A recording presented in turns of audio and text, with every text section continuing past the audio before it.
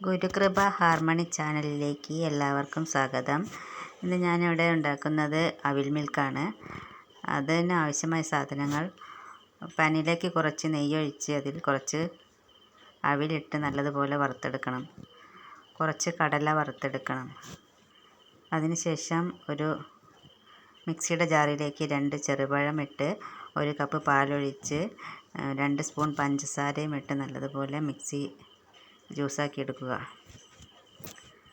അതിനുശേഷം അതൊരു പാത്രത്തിലേക്ക് മാറ്റിയതിന് ശേഷം കുറച്ച് അവിലും കടലയും കൂടിയിട്ട് മിക്സ് ചെയ്ത് അതിൻ്റെ മുകളിൽ കുറച്ച് ബൂസ്റ്റ് ഇട്ടതിന് ശേഷം നമുക്ക് അത് ഉപയോഗിക്കാവുന്നതാണ്. എല്ലാവരും ഒന്ന് ട്രൈ ചെയ്ത് നോക്കണം. നല്ല രുചിയാണ്.